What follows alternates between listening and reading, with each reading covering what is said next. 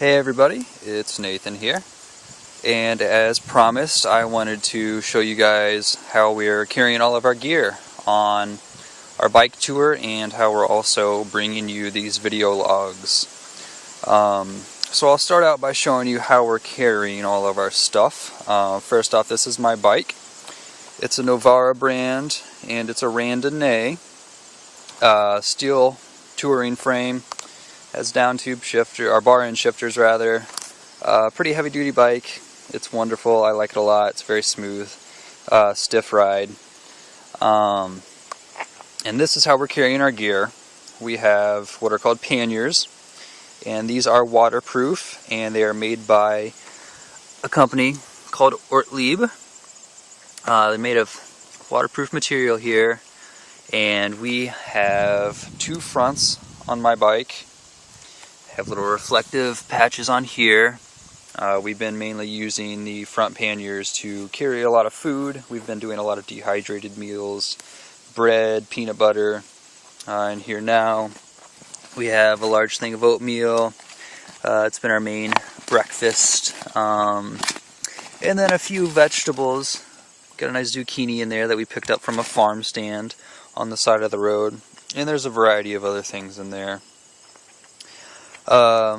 I have 3 water bottle cages on my bike. 2 of them are actually empty. Liz is actually refilling those right now. And a third on the bottom. So that's the main water supply there. Liz has 3 on her bike as well. And then on the back over here are some more Ortliebs. And these are also waterproof, as you can see. It says that right on the bag. They actually have a front clip that clips over the top there. And how these things actually work is, let's see, if you undo it right here, it snaps, and then it's a roll top. So you have to roll it a few times. It comes right open. And in here, just some more gear. This is actually my camera bag in here that I've been bringing with me. So I have my digital camera in there, and there's a few various chargers, extra battery, memory cards, things like that. And then also in here is my toolkit. So this is how we've been making repairs on the road, if and when we need to. In the toolkit here, I just have a bottle of wet bike lubricant. There is also some tenacious tape, ultra strong repair tape.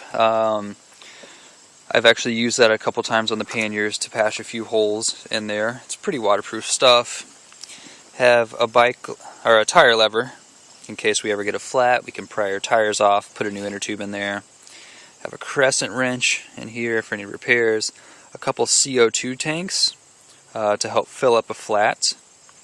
We have some bike cables in here, brake cables and derailleur cables. There's also a Ziploc bag.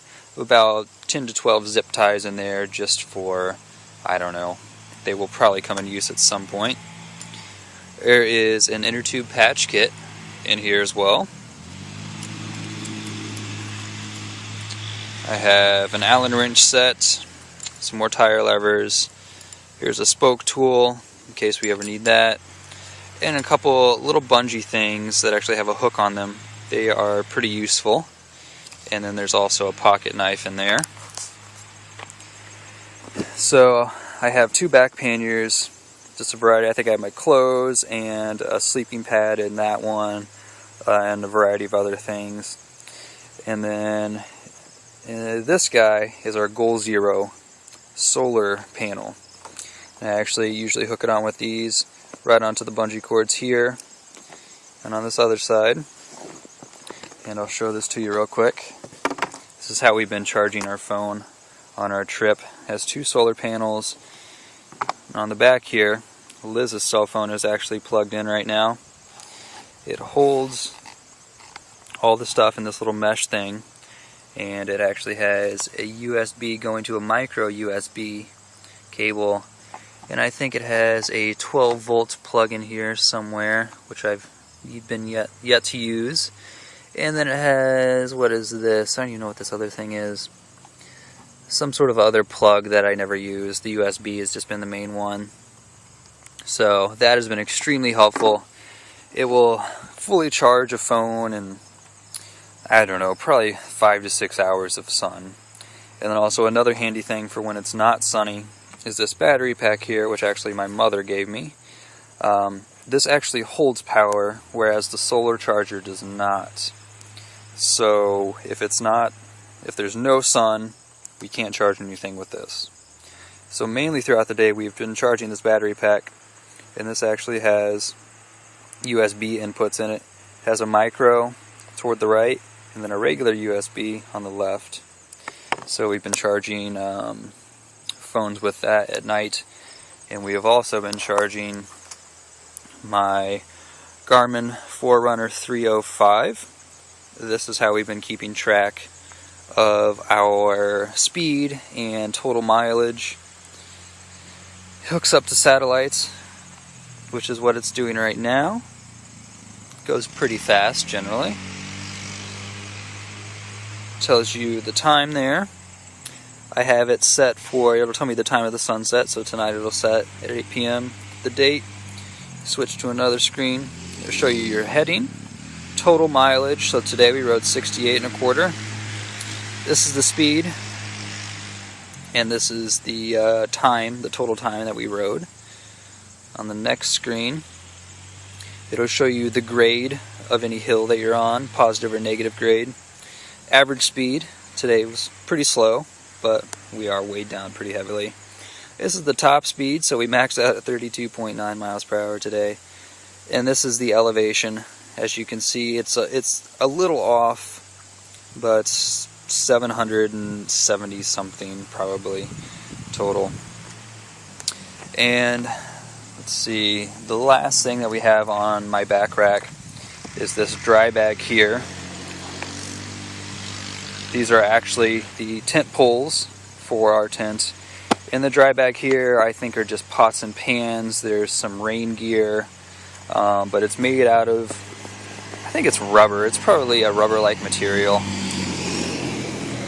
And then I have under the saddlebag, and in there is just my wallet and sunglasses and another multi-tool for the bike repairs.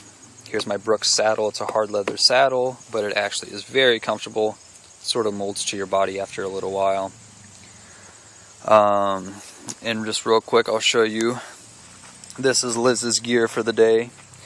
She has another dry bag by H20. There's actually a clear window in here so you can kind of see the gear. And then she has two back Ortlieb panniers,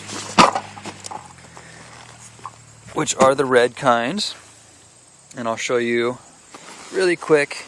They attach to the back rack with two hooks. There's one hook here and one hook here.